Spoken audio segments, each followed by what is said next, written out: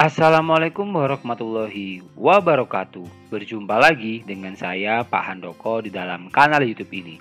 Bagi Bapak Ibu yang belum subscribe channel ini, maka saya mohon dukungannya dengan klik tombol subscribe dan nyalakan lonceng notifikasinya ya, agar Bapak Ibu tidak ketinggalan berbagai macam update video pembahasan soal-soal pretest PPG. Nah, di dalam video ini saya akan membahas 50 latihan soal pretest PPG 2022 untuk guru sosiologi beserta dengan kunci jawabannya.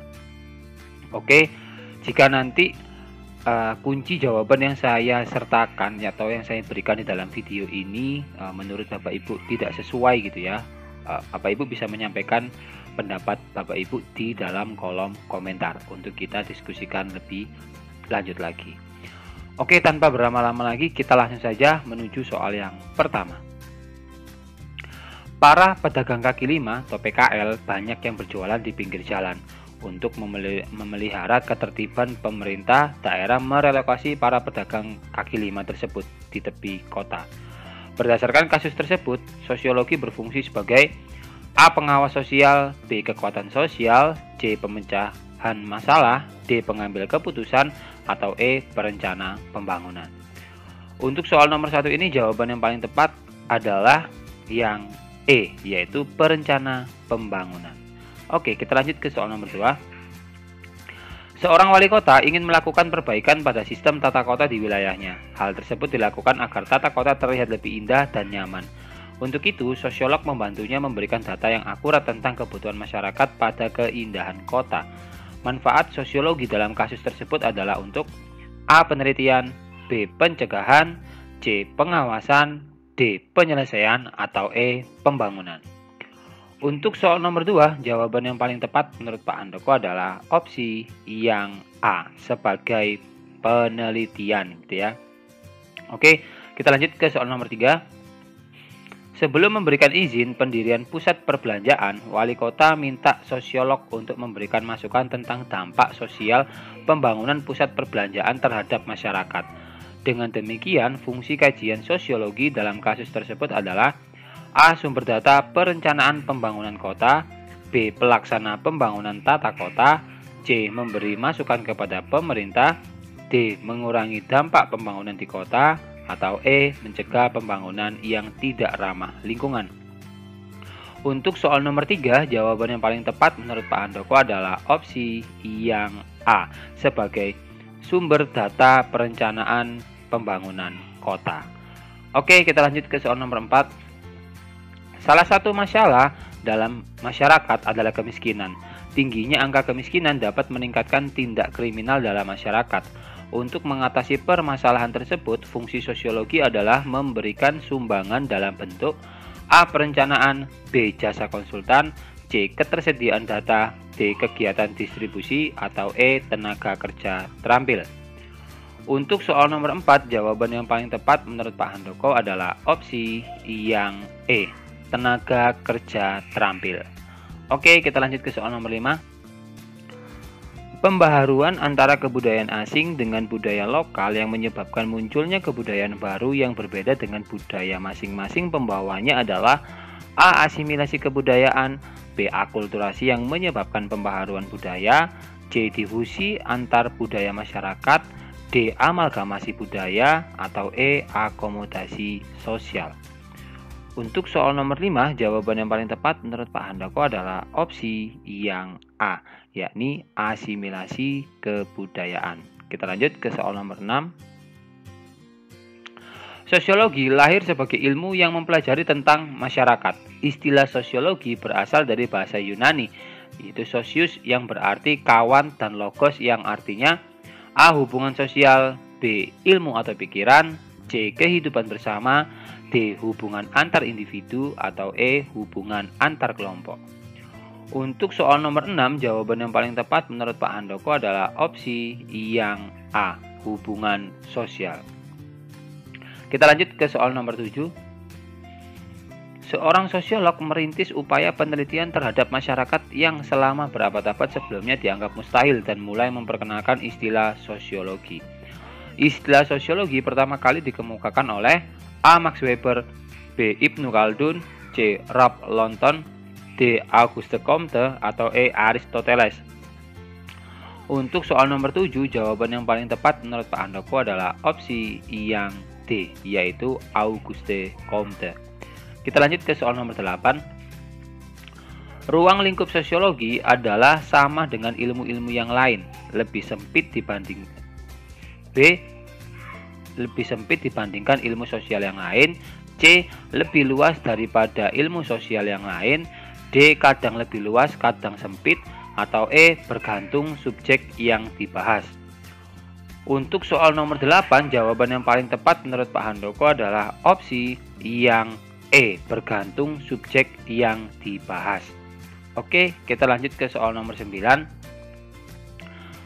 Tokoh dari Prancis dari gambar berikut ini yang dijuluki sebagai bapak sosiologi adalah A. Auguste Comte, B. Celso Marjan, C. Pitirim A. Sorokin, D. Roger Guerin, atau E. Emil Durkheim. Untuk soal nomor 9, jawaban yang paling tepat menurut Pak Handoko adalah opsi yang A, yaitu Auguste Comte. Oke, kita lanjut ke soal nomor 10. Perhatikan pernyataan berikut ini. 1. Hasil pengamatan terhadap realitas sosial yang tidak asal-asalan. 2. Senantiasa berusaha menyusun abstraksi dari hasil pengamatan menjadi teori. 3. Teori yang dibangun berdiri sendiri tanpa berkaitan dengan teori sebelumnya.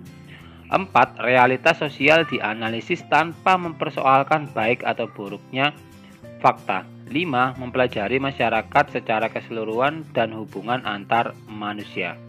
Berdasarkan beberapa pernyataan tersebut yang merupakan ciri-ciri sosiologi ditunjukkan oleh nomor A 1, 2, dan 3, B 1, 2, dan 4, C 1, 3, dan 5, D 2, 4, dan 5, atau E 3, 4, dan 5. Untuk soal nomor 10, jawaban yang paling tepat menurut Pak Handoko adalah opsi yang B 1, 2, dan 4 gitu ya.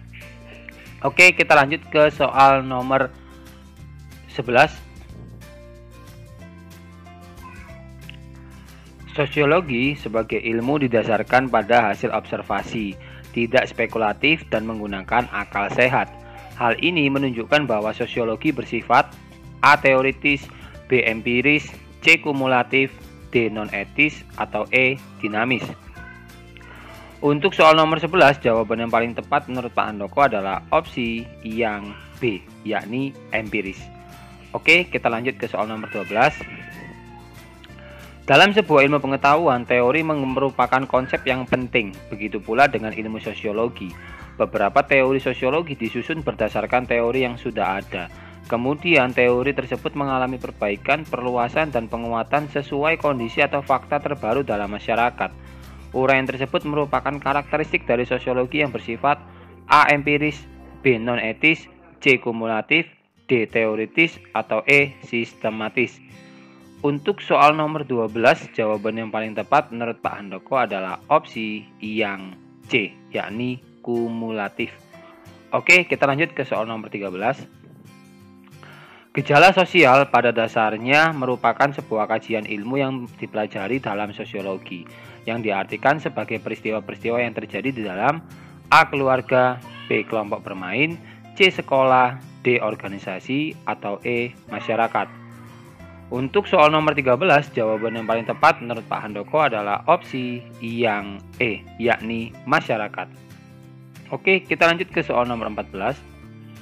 Suatu keadaan di mana seseorang tidak bisa menjamin hidupnya sendiri seperti orang lain pada umumnya disebut A. pengangguran, B. gejala sosial, C. penyimpangan sosial, D. ketidakteraturan sosial, atau E. kemiskinan. Untuk soal nomor 14, jawaban yang paling tepat menurut Pak Handoko adalah opsi yang E, yakni kemiskinan, gitu ya. Oke, kita lanjut ke soal nomor 15. Berikut ini yang bukan sifat dan hakikat ilmu sosiologi adalah A. rumpun ilmu-ilmu sosial menyangkut gejala-gejala kemasyarakatan dan bersifat empiris, B. pengetahuan abstrak dan bukan konkret, C. pengetahuan empiris dan rasional, D. pengetahuan yang bersifat terapan, atau E. mempelajari gejala-gejala umum setiap interaksi masyarakat. Untuk soal nomor 15, jawaban yang paling tepat menurut Pak Handoko adalah opsi yang C, D, yakni pengetahuan yang bersifat terapan, ya. Oke, kita lanjut ke soal nomor 16. Aspek utama yang dipelajari oleh sosiologi dalam interaksi antara A. manusia dengan lingkungan, B. rakyat dengan penguasa, C. masyarakat dengan budayanya, D. kelas-kelas sosial di masyarakat, atau E. manusia dengan manusia atau kelompok. Untuk soal 16, jawaban yang paling tepat menurut Pak Handoko adalah opsi yang E, yakni manusia dengan manusia atau kelompok. Oke, kita lanjut ke soal nomor 17. Berikut yang mendapat sebutan Bapak Sosiologi adalah A. Pitirim A. Sorokin, B. Auguste Comte, C. Herbert Spencer, D. Max Weber, atau E. Karl Marx. Untuk soal nomor 17, jawaban yang paling tepat menurut Pak Handoko adalah opsi yang B, yakni Auguste Comte. Kita lanjut ke soal nomor 18. Di suatu daerah, masyarakatnya memiliki kebiasaan yang tidak baik. Sampah dibuang sembarangan, saluran air tersumbat, sering banjir, dan terkesan kumuh. Pemerintah daerah setempat meminta peneliti untuk melakukan kajian bagaimana strategi yang harus ditempuh agar masyarakat memiliki kesadaran dalam menjaga kebersihan lingkungan. Strategi ini akan dituangkan dalam prioritas program kerja pemerintah daerah. Fungsi sosiologi dalam menangani masalah tersebut adalah A. membantu pemerintah melakukan pembangunan sosial, B. mengevaluasi proses pembangunan sosial masyarakat, C. membantu dalam perencanaan pembangunan sosial, D. memberikan data orang yang berperilaku tidak baik, atau E. menjaga kebersihan dan kenyamanan lingkungan. Untuk soal nomor 18, jawaban yang paling tepat menurut Pak Handoko adalah opsi yang C, yakni membantu dalam perencanaan pembangunan sosial. Lanjut ke soal nomor 19. Pemerintah menjadi mediator dalam konflik. Dalam penyelesaian pertikaian tersebut, pemerintah menggunakan metode sesuai ilmu sosiologi. Berdasarkan hal ini, sosiologi memiliki kegunaan sebagai A. pembangunan sosial, B. solusi masalah, C. pembuatan keputusan, D. penengah masalah sosial, atau E. bahan perencanaan sosial. Untuk soal nomor 19, jawaban yang paling tepat menurut Pak Handoko adalah opsi yang B, yakni solusi masalah sosial. Lanjut ke soal nomor 20.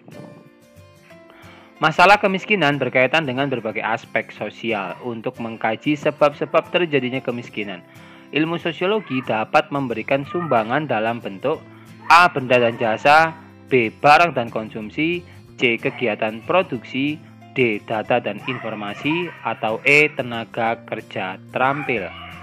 Untuk soal nomor 20, jawaban yang paling tepat menurut Pak Handoko adalah opsi yang D, yakni data dan informasi. Lanjut ke soal nomor 21. Tommy merupakan siswa SMA yang telah kecanduan narkoba. Perbuatan Tommy yang berlawanan dengan norma dan nilai-nilai sosial termasuk dalam gejala sosial yang menjadi objek kajian sosiologi, yaitu A. kemiskinan, B. kebodohan, C. kenakalan remaja, D. kesenjangan sosial, atau E. disorganisasi keluarga. Untuk soal nomor 21, jawaban yang paling tepat menurut Pak Handoko adalah opsi yang C, yakni kenakalan remaja. Kita lanjut ke soal nomor 22. Gejala sosial dapat dikenali dalam bentuk tindakan sosial. Tindakan dari individu dapat dikategorikan sebagai bentuk adanya gejala sosial karena A. bermanfaat bagi dirinya sendiri, B. mendapat respon dari orang lain, C. tidak dipahami dan dimaknai oleh orang lain, D. dilakukan secara spontan dan tanpa perencanaan, atau E. diarahkan secara tidak terorganisasi pada suatu fenomena. Untuk soal nomor 22, jawaban yang paling tepat menurut Pak Handoko adalah opsi yang D, yakni dilakukan secara spontan dan tanpa perencanaan. Oke, kita lanjut ke soal nomor 23. Perhatikan gambar berikut ini. Sosiologi mengkaji perubahan sosial budaya yang terus-menerus berlangsung yang disebabkan oleh faktor-faktor internal maupun eksternal. Gambar tersebut menunjukkan adanya peranan sosiologi dalam bidang A. sosial, B. militer, C. politik, D. ekonomi, atau E. pembangunan. Untuk soal nomor 23, jawaban yang paling tepat menurut Pak Handoko adalah opsi yang D, yakni ekonomi gitu ya. Ini adalah gambar dipasang. Oke, kita lanjut ke soal nomor 24. Dalam memenuhi kebutuhan hidupnya, manusia membutuhkan orang lain, suatu bentuk interaksi sosial yang lebih luas yang diatur oleh norma-norma sosial antara dua orang atau lebih yang memiliki posisi dan peran sosial menunjukkan adanya A. Fakta sosial, B. Gejala sosial, C. Realitas sosial, D. Hubungan sosial, atau E. Fenomena sosial. Untuk soal nomor 24, jawaban yang paling tepat menurut Pak Handoko adalah opsi yang B, yakni gejala sosial. Oke, kita lanjut ke soal nomor 25. Sebagai ilmu pengetahuan, sosiologi tentunya mempunyai tujuan dalam mempelajarinya. Tujuan mempelajari sosiologi kaitannya sebagai ilmu terapan adalah A. Alat penyalur aspirasi rakyat dalam pembangunan, B. Membandingkan kebijakan atau program pemerintah, C. Sebagai sarana penyalur komunikasi antar suku bangsa, D. Masalah perkembangan, persebaran dan terjadi aneka warna kebudayaan manusia di seluruh dunia, atau E. Meningkatkan pemahaman tentang hubungan antar manusia dan dinamika kehidupan sosial masyarakat. Untuk soal nomor 25, jawaban yang paling tepat menurut Pak Handoko adalah opsi yang E, yakni meningkatkan pemahaman tentang hubungan antar manusia dan dinamika kehidupan sosial masyarakat. Kita lanjut ke soal nomor 26. Tindakan sosial yang dilakukan seseorang berdasar pertimbangan dan pilihan sadar yang berhubungan dengan tindakan itu dan ketersediaan alat yang digunakan untuk mencapainya adalah pengertian A. Rasionalitas eksperimen, B. Rasionalitas berorientasi nilai, C. Rasionalitas elemen, D. Rasionalitas parlemen, atau E. Rasionalitas instrumen. Untuk soal nomor 26, jawaban yang paling tepat menurut Pak Handoko adalah opsi yang E, yakni rasionalitas instrumen. Oke, kita lanjut ke soal nomor 27. Setiap umat beragama akan menjalankan ibadah sesuai dengan ajaran agamanya. Ibadah agama yang dilakukan umat beragama merupakan contoh tindakan A. Afektif, B. Rasionalitas berorientasi nilai, C. Tradisional, D. Rasionalitas parlemen, atau E. Rasionalitas instrumental. Untuk soal nomor 27, jawaban yang paling tepat menurut Pak Handoko adalah opsi yang B, rasionalitas berorientasi nilai. Lanjut ke soal nomor 28. Penolakan keengganan perlawanan perbuatan menghalang-halangi, protes, gangguan-gangguan, perbuatan kekerasan, dan mengacaukan rencana pihak lain merupakan contoh-contoh kontravensi A. Umum, B. Sederhana, C. Intensif, D. Rahasia, atau E. Statis. Untuk soal nomor 28, jawaban yang paling tepat menurut Pak Handoko adalah opsi yang A, yakni umum. Kita lanjut ke soal nomor 29. Bentuk akomodasi bermacam-macam. Salah satu bentuk akomodasi berupa usaha untuk mempertemukan keinginan-keinginan dari pihak-pihak yang berselisih demi tercapainya persetujuan bersama disebut A. Kompromi, B. Arbitrase, C. Mediasi, D. Konsiliasi, atau E. Toleransi. Untuk soal nomor 29, jawaban yang paling tepat menurut Pak Handoko adalah opsi yang D, yakni konsiliasi. Lanjut ke soal nomor 30. Adanya keseimbangan dalam interaksi antar orang per orang atau kelompok manusia dalam kaitannya dengan norma dan nilai sosial yang berlaku di dalam masyarakat adalah dikenal dengan istilah A. Kerjasama, B. Akomodasi, C. Asimilasi, D. Akulturasi, atau E. Difusi. Untuk soal nomor 30, jawaban yang paling tepat menurut Pak Handoko adalah opsi yang B, yakni akomodasi. Oke, kita lanjut ke soal nomor 31. Dalam penyelesaian dapat ditempuh berbagai cara. Suatu cara mencapai kompromi karena pihak-pihak yang bertikai tidak dapat menyelesaikan sendiri pertentangan itu disebut A. Konsiliasi, B. Kompromi, C. Arbitrase, D. Mediasi, atau E. Toleransi. Untuk soal nomor 31, jawaban yang paling tepat menurut Pak Handoko adalah opsi yang B, yakni kompromi ya. Kita lanjut ke soal nomor 32. Ketika terjadi konflik atau pertentangan harus dicari solusi untuk menyelesaikannya. Suatu cara untuk menyelesaikan pertentangan tanpa menghancurkan pihak lawan disebut A. Mediasi, B. Akomodasi, C. Kompromi, D. Arbitrase, atau E. Toleransi. Untuk soal nomor 32, jawaban yang paling tepat menurut Pak Handoko adalah opsi yang B, yakni akomodasi. Kita lanjut ke soal nomor 33. Salah satu faktor yang mendasari interaksi sosial di mana seseorang berusaha mengikuti orang lain dalam hal cara berpakaian, model, rambut, gaya bicara, dan bertingkah laku disebut A. Imitasi, B. Sugesti, C. Identifikasi, D. Simpati, atau E. Empati. Untuk soal nomor 33, jawaban yang paling tepat menurut Pak Handoko adalah opsi yang A, yakni imitasi. Kita lanjut ke soal nomor 34.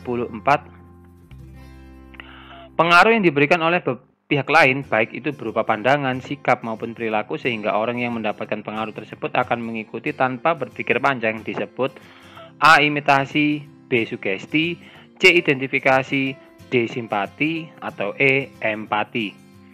Untuk soal nomor 34, jawaban yang paling tepat menurut Pak Handoko adalah opsi yang B, yakni sugesti. Kita lanjut ke soal nomor 35.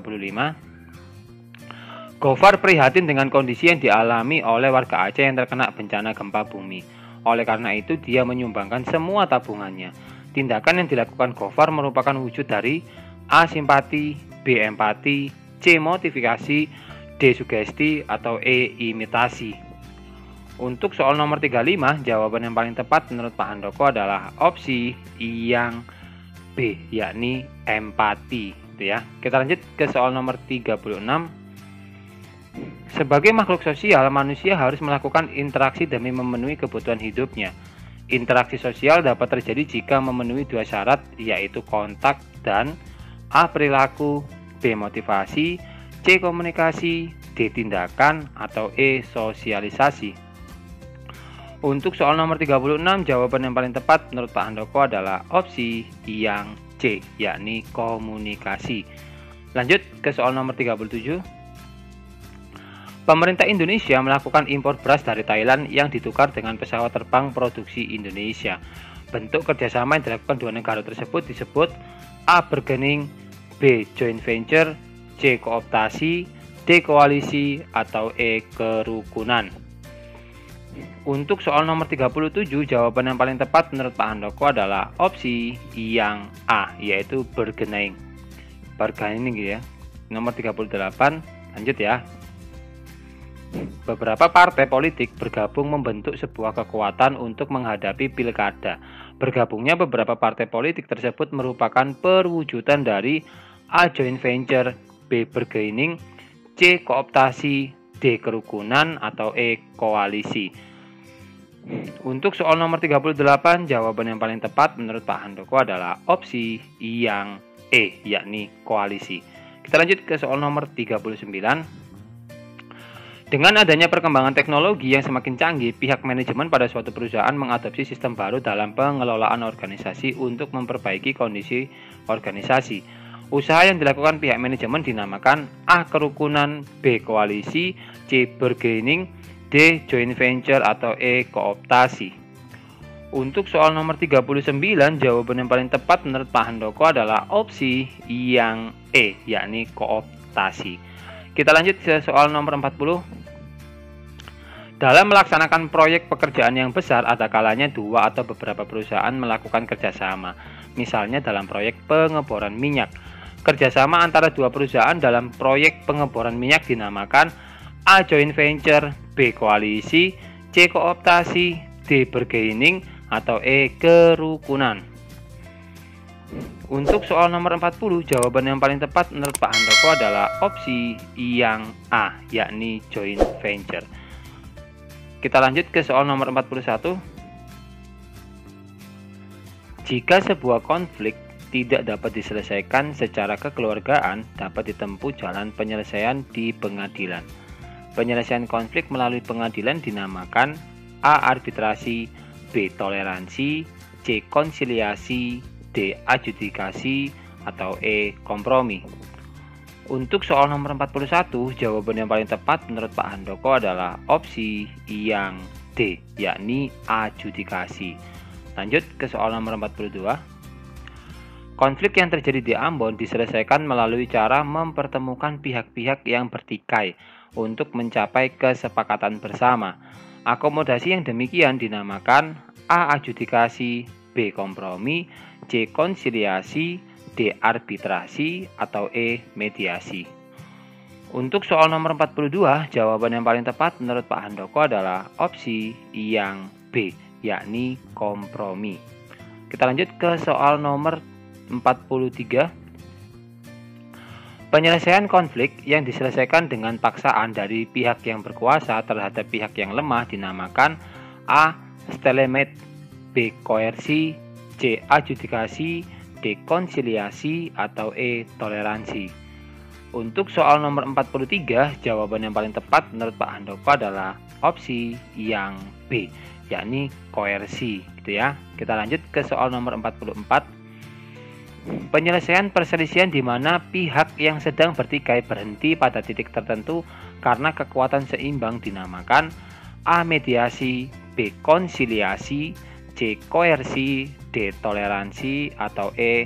Stalemate. Untuk soal nomor 44, jawaban yang paling tepat menurut Pak Handoko adalah opsi yang E, stalemate, gitu ya. Lanjut kita ke soal nomor 45. Jika penyelesaian masalah atau perselisihan dilakukan dengan cara pihak yang sedang bertikai mengurangi tuntutan agar mencapai penyelesaian masalah dinamakan A. Mediasi, B. Kompromi, C. Koersi, D. Toleransi, atau E. Konsiliasi. Untuk soal nomor 45, jawaban yang paling tepat menurut Pak Handoko adalah opsi yang B, yakni kompromi. Kita lanjut ke soal nomor 46.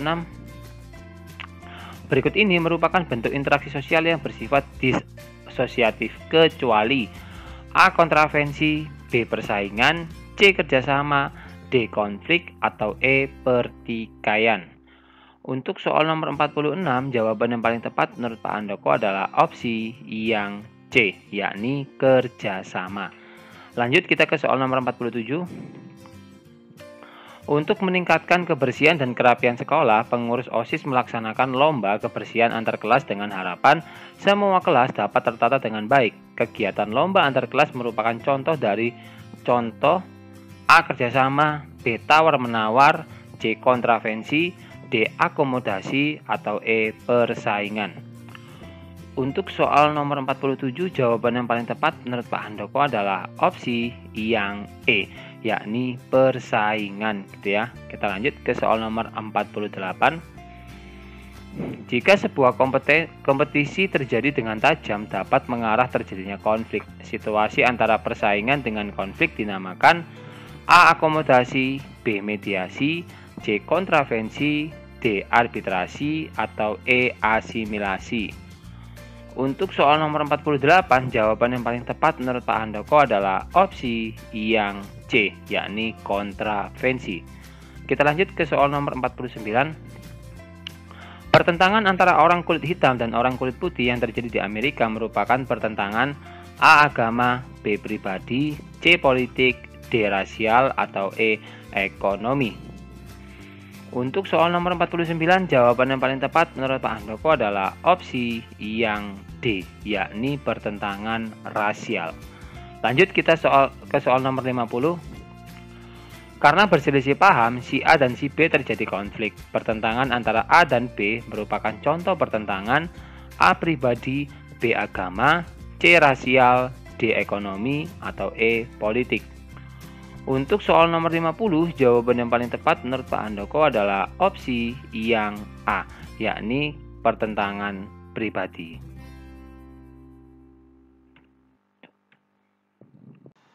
Wah, tidak terasa kita sudah berada di penghujung video pembelajaran ini, teman-teman. Jika kalian ada pertanyaan seputar materi ini, kalian dapat menuliskannya di kolom komentar atau kalian juga bisa menanyakan hal itu kepada saya melalui kontak medsos ini ya. Saya ucapkan terima kasih bagi kalian yang telah menonton video ini hingga akhir. Jika kalian merasa video ini bermanfaat, jangan lupa bagikan video ini kepada teman-teman kalian ya. agar kebermanfaatan itu tidak hanya berhenti di kalian saja. Dan juga jangan lupa untuk klik subscribe dan like video ini. Akhir kata, Assalamualaikum warahmatullahi wabarakatuh. Salam Historia.